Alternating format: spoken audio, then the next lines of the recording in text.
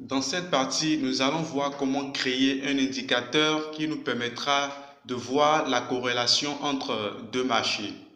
Donc, avant de continuer, nous allons voir ce que c'est qu'une corrélation.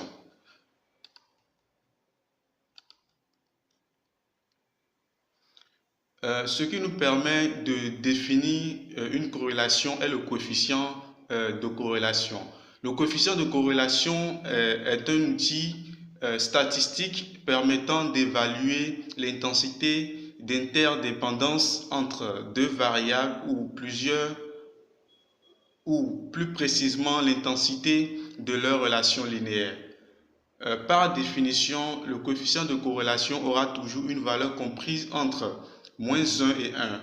Une valeur proche de 0 indique une relation faible entre les deux variables, alors qu'une valeur proche de 1, respectivement moins 1, correspond à une forte relation positive relativement négative entre les deux variables.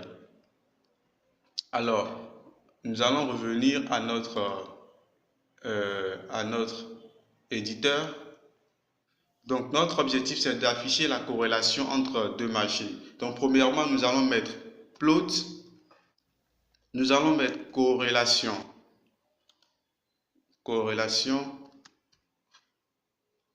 Ensuite, nous irons maintenant définir la variable corrélation. Donc, on va mettre corrélation. Donc, on va mettre la formule. La formule de la corrélation, ça fait covariance divisé par le standard de déviation du marché de référence. Donc, on va mettre référence dev pour dire standard de déviation fois standard de déviation du marché actuel. Donc, je mets marché dev pour dire standard de déviation du marché actuel. Notez que lorsque je mets référence, je fais allusion au second marché. Par exemple, supposons que nous voulons calculer la covariance entre l'euro USD ici et ISA-USD, c'est-à-dire l'or.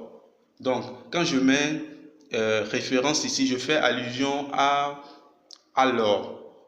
Donc, lorsque je mets marché, je fais allusion au marché actuel, c'est-à-dire l'euro USD.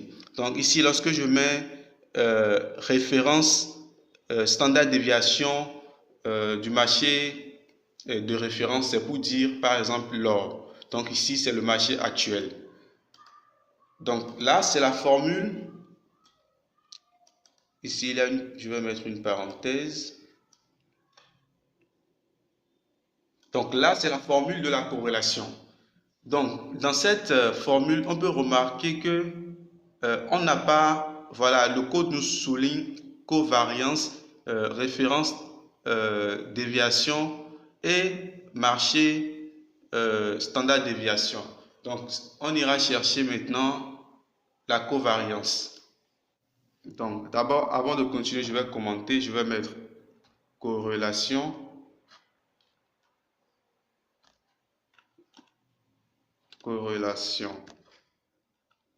Donc, cette fois-ci, nous irons chercher maintenant la covariance. Je vais commenter, je mets covariance.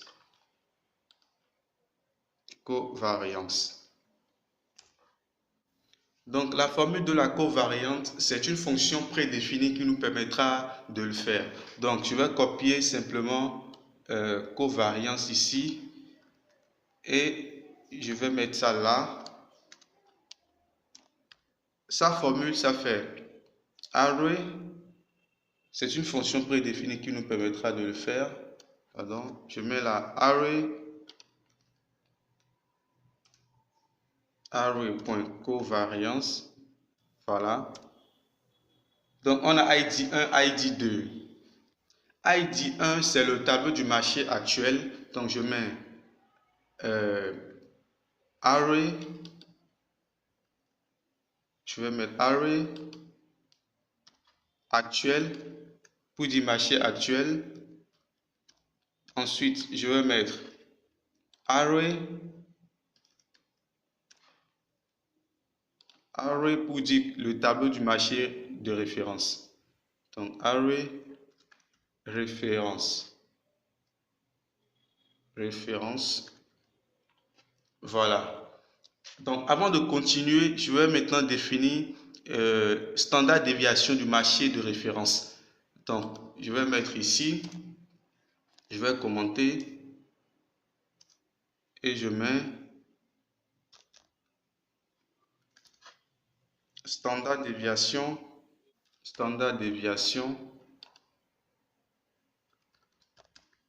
du marché des marchés. Je vais calculer les deux en même temps. Standard déviation des marchés. Je vais calculer le standard déviation du marché actuel et le standard déviation du marché de référence.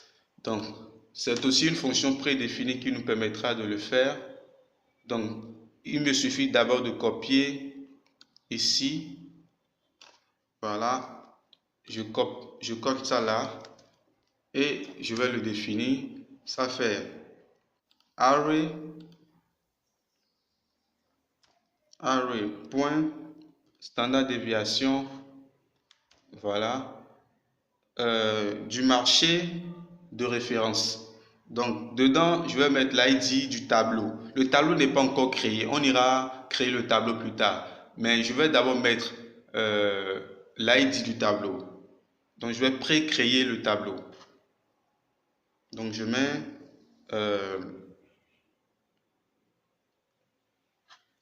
array référence.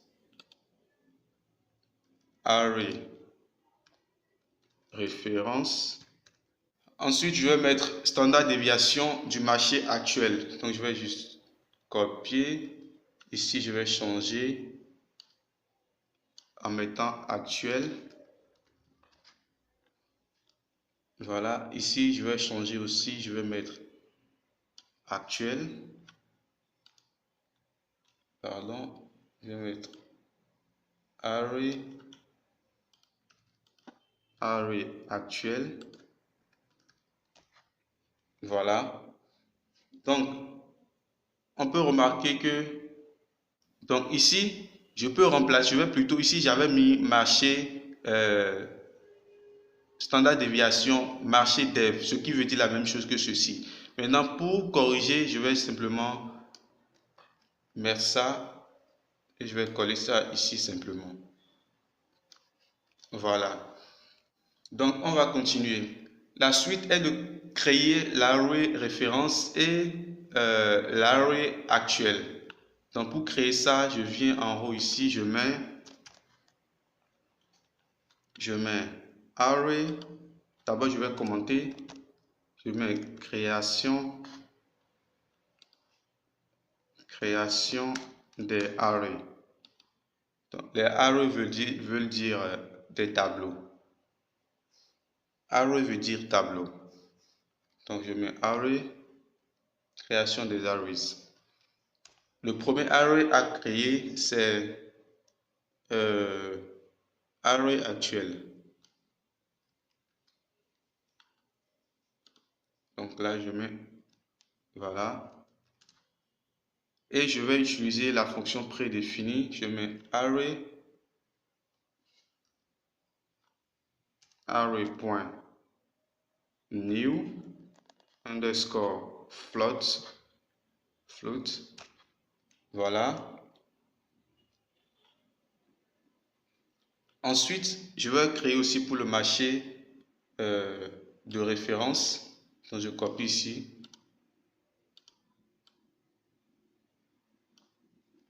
Voilà. Et je viens là, je colle. Ça fait égal. Array. Ça fait la même chose. Je vais juste copier. Et je vais coller simplement. Maintenant, la nature de mes arrays doit être des variables persistantes pour que cela ne se réinitialise pas. Donc je vais mettre var, voilà. Ici également je mets var. Parfait. Maintenant, il y a une erreur là, voilà. Je mets E. C'est pour ça, ça avait souligné ici. C'est surtout l'avantage lorsque on travaille pas en commençant par le résultat, un peu comme j'ai fait ici. Ici, j'ai commencé par corrélation. Ça me permet de ne pas avoir trop d'erreurs et de suivre un bon rythme. Par exemple, ici, j'ai array référence. Non, là, c'est minuscule.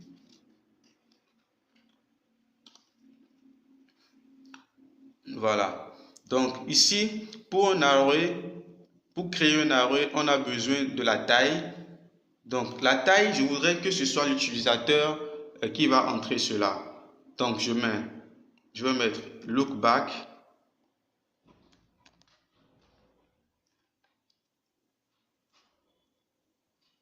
Je vais mettre lookback. Lookback. Donc, ici aussi, je mets la même chose là. C'est l'utilisateur qui va entrer la période qu'il veut. Donc, je mets ça là. Ensuite, avant de continuer, avant d'aller créer l'input pour que l'utilisateur puisse choisir sa période, je vais d'abord remplir mon array. Donc, avant de continuer, je vais plutôt créer l'input rapidement. Je vais mettre input. Je vais mettre lookback. Je vais copier ici simplement. Je vais copier. Voilà. Je viens là. D'abord, je vais commenter. Je mets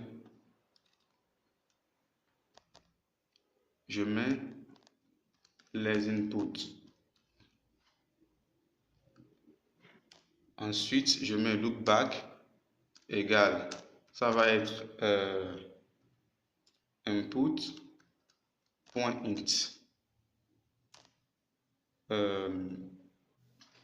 Pour le test title, je vais mettre période.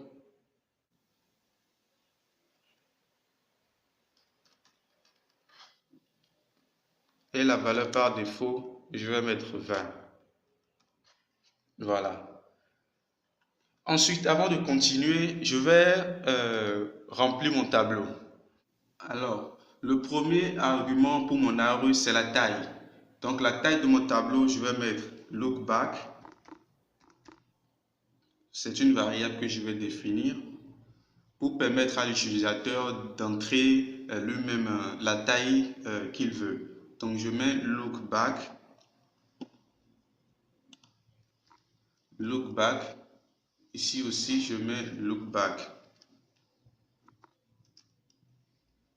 Je vais copier ici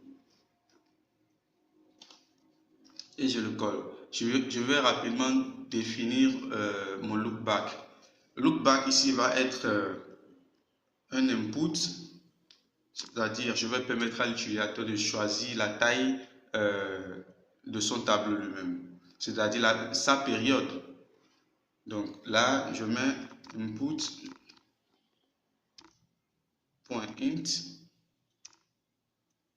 Le titre, je vais mettre title. Bon, là, je vais mettre lookback. Je vais mettre lookback. Ensuite, default value, je vais mettre 20.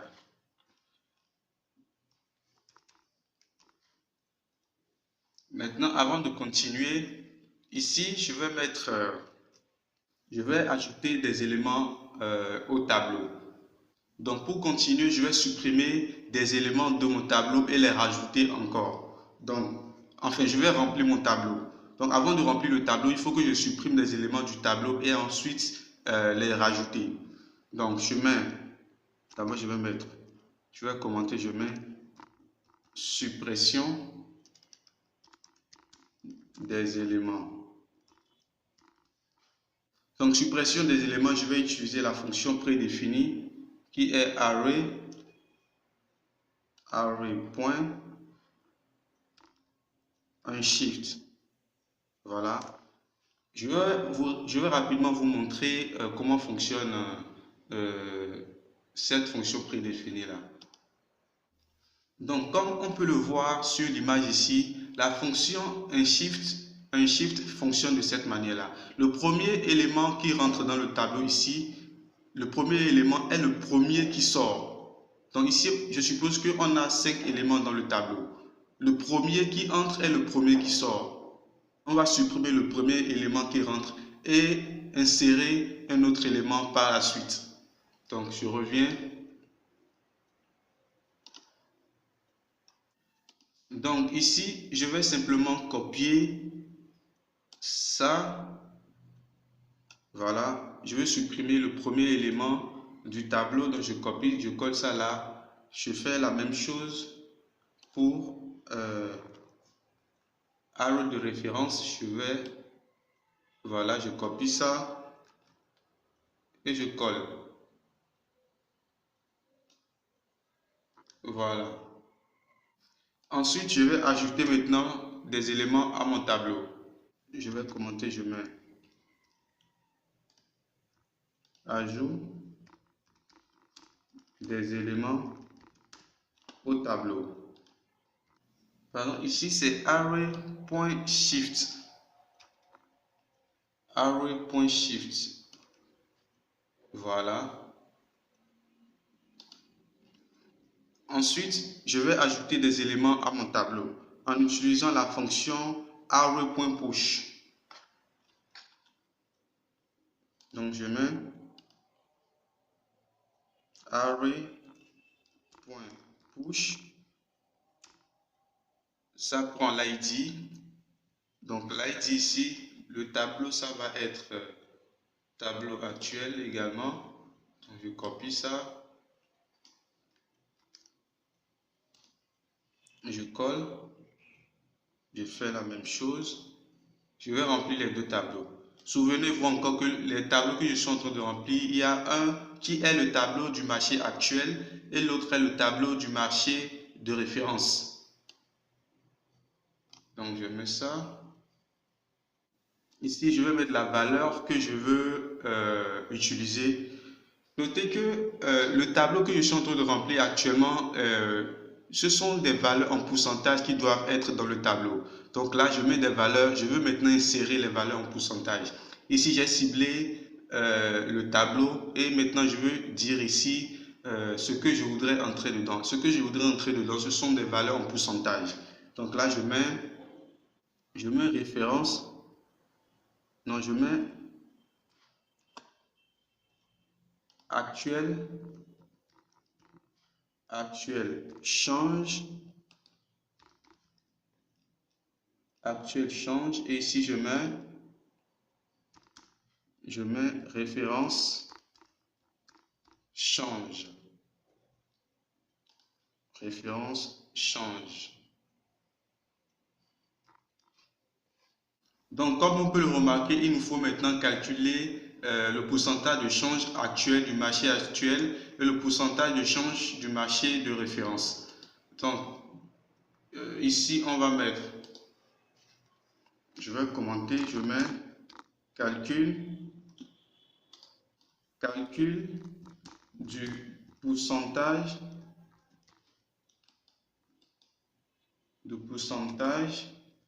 de change. Donc je vais juste copier ici, je vais juste copier ça. Ensuite je viens là, je colle et la formule est telle que nous allons prendre les données du marché actuel. Donc je vais mettre données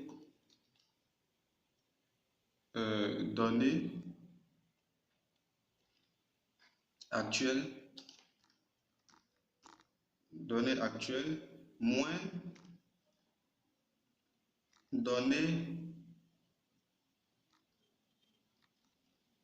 actuelles toujours, actuelles du match de la bougie précédente, le tout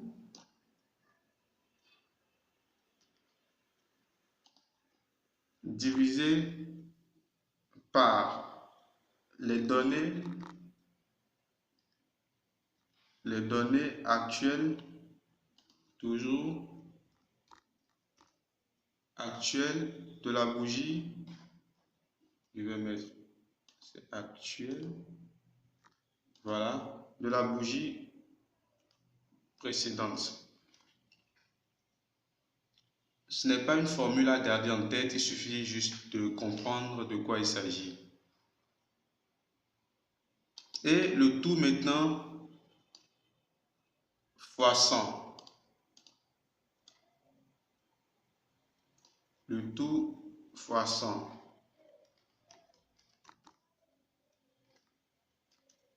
Oups. Le tout fois 100. Voilà. On va faire la même chose pour le marché de référence.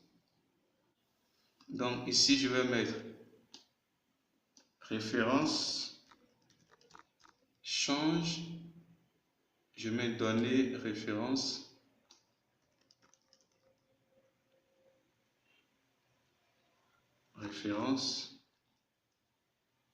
moins données référence,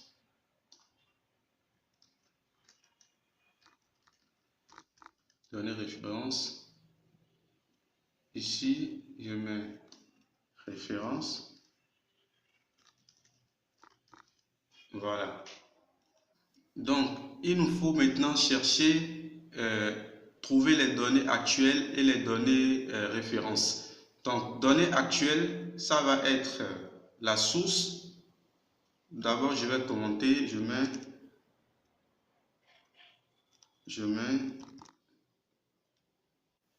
données. Donc ici, je vais simplement copier ça. Voilà. Je vais coller. Et données actuelles, ça va être la source. Si c'est close, open, tout ce que je veux, je cherche aussi données de référence. Données de référence. Là, je vais mettre. Là, ça va être aussi la source. Voilà. Données de référence. Données actuelles. Données, ici, il manque un T. Ici, données référence. Il manque quelque chose. Voilà. Le R majuscule. Ensuite, tout comme c'est souligné, ce qu'il nous reste à faire, c'est de définir la source. La source, c'est toujours l'utilisateur qui va choisir sa source. Donc, c'est dans la section des inputs. Donc, ici, je viens ici, je mets source. Je mets égal. La source, ça va être input.source. Voilà. Le titre, je vais mettre source.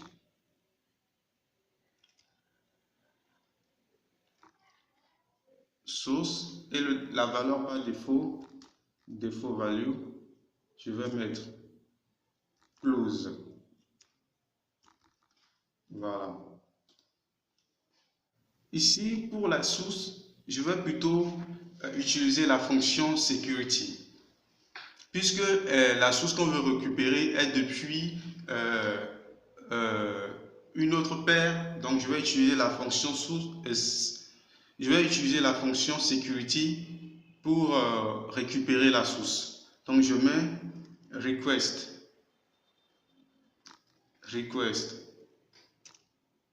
security, request.security. Le premier argument, c'est le symbole, donc le marché de référence lui-même. Donc je mets référence, voilà, qui est une variable que je vais définir plus tard.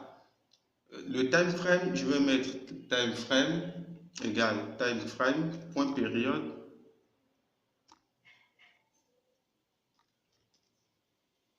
Time frame, point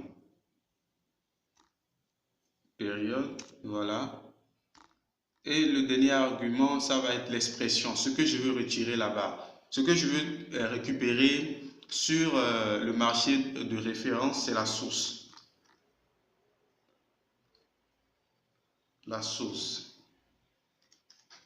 Voilà. Donc, ce qu'il nous faut définir maintenant, c'est... Ici, il y a une erreur. Source. De mettre source ici, je dois mettre expression. Voilà. Égale source. Parfait. Maintenant, ce qui reste à faire, il faut que j'aille définir le marché de référence. Donc, le marché de référence ici, c'est l'utilisateur même qui va l'entrer. Donc, je vais mettre input. Donc, je mets référence égale input. Point symbole, c'est un symbole. Pardon. Input. Point symbole. Voilà. Le titre, je vais mettre symbole et default value, je vais mettre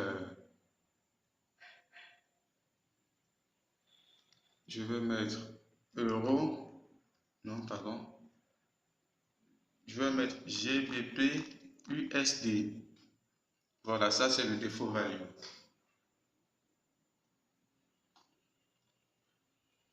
Ensuite, tout est bon. Je vais maintenant afficher, d'abord je vais enlever ça.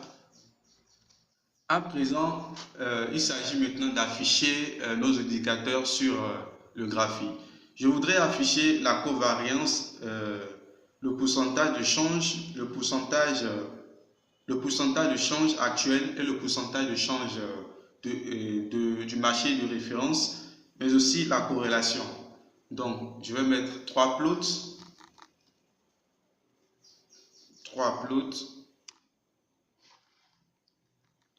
Voilà. 4, pardon. Donc là, je vais mettre... D'abord, je vais copier ici covariance que je vais afficher ici. Ensuite, standard déviation du marché de référence. Voilà. Et standard déviation du marché actuel.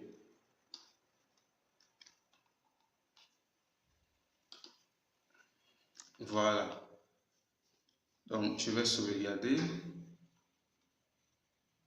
et ajouter à mon graphique. Et ensuite, je vais personnaliser mon indicateur. Donc, voilà, nous avons affiché notre corrélation, notre covariance, la référence, le standard déviation de la référence ainsi que celui du marché actuel. Donc, maintenant, nous allons personnaliser cela pour que ça soit beaucoup plus lisible et compréhensible. Donc, pour la corrélation, nous allons mettre color égale color.black, color.black,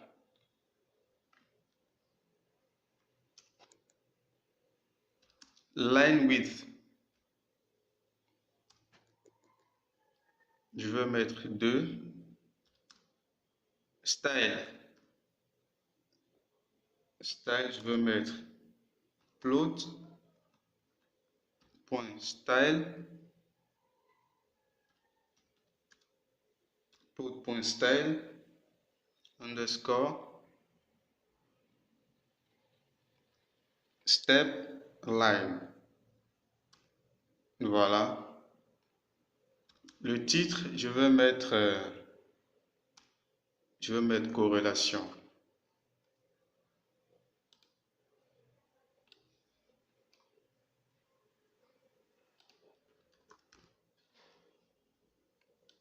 C'est un string.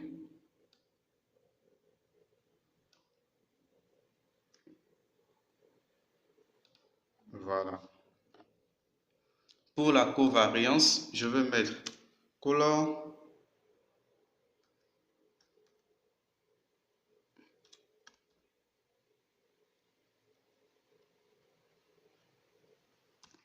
égale color point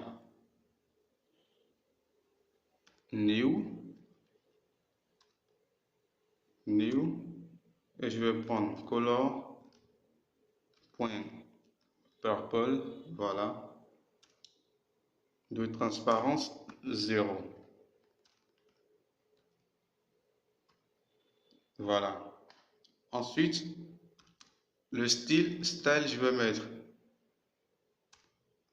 area plot.style area.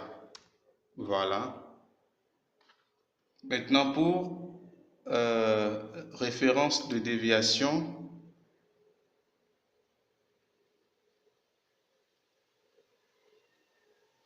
ici c'est plutôt, je vais plutôt mettre pour le change, donc voilà, pour le change, ici aussi je mets pour le change. Ce n'est pas le plus important d'ailleurs, c'est la corrélation, mais je vais afficher cela pour plus d'informations. Voilà, donc ici je vais personnaliser, je mets pour le change, color égale color.red.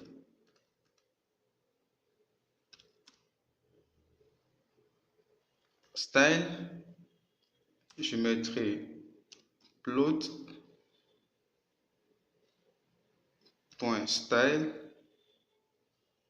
underscore columns. Voilà. Ensuite, le titre.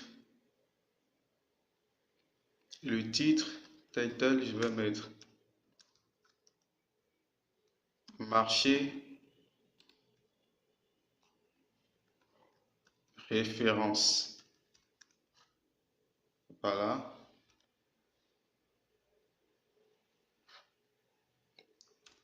Pour le change actuel, je vais mettre color blue, color égale color.blue. Ensuite,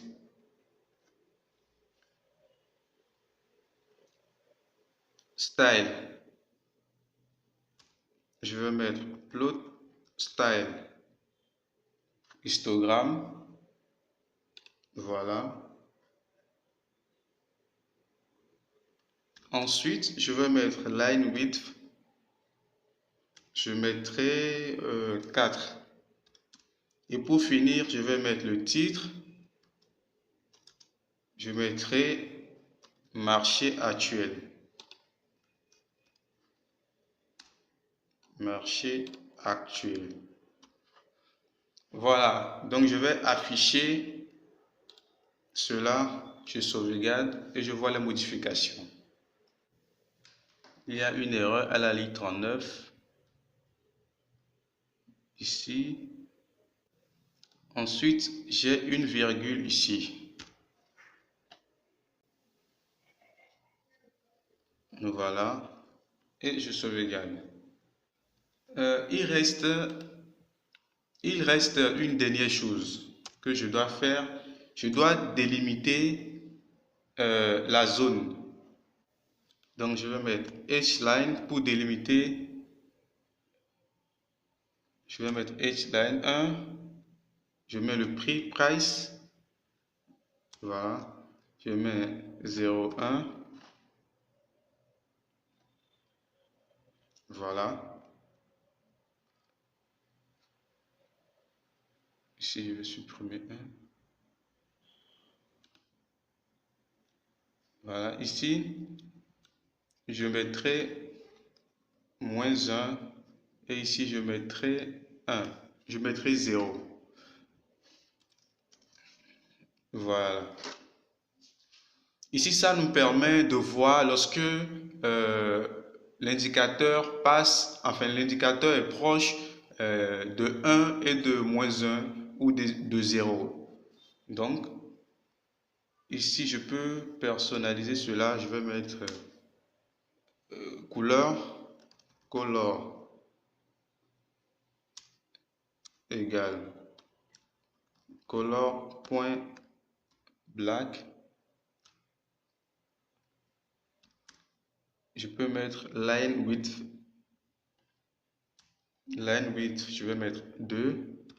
Ensuite, je vais mettre style, line style, line style.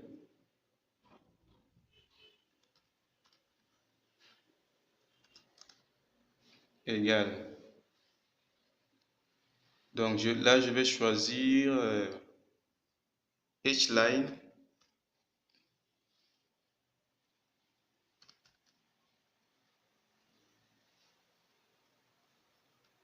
Point style underscore solide. Je vais choisir la même chose pour, je vais juste copier, je copie, je viens là, je colle, il y a quelque chose qui ne va pas. Ici c'est line width. Voilà, line width. La largeur de la ligne. La largeur de la ligne. J'enlève ça.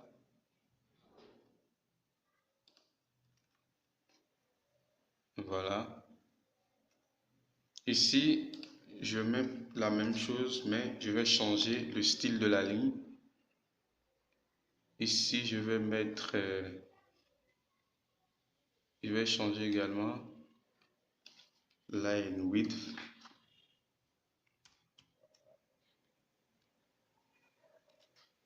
Voilà. Ensuite, le style, je vais mettre pointillé, donc dot. Voilà. Donc, tout est bon, je sauvegarde.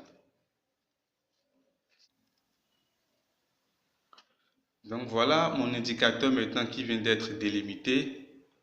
Donc, si je fais ça, j'agrandis. Je vais mieux agrandir.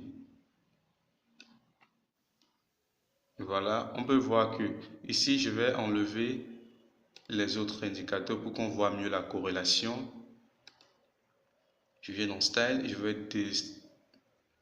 je vais décocher marché actuel, ça, covariance, voilà. Et là, il ne reste que la corrélation. Donc là, je reviens ici. Le marché de référence ici, c'est GBP/USD. Donc, quand je mets d'accord, là, on est en train de voir maintenant la corrélation entre GBP/USD. On peut voir que ici, la corrélation est proche. La corrélation est égale à 0, actuellement, la corrélation est égale à 0,886. Là.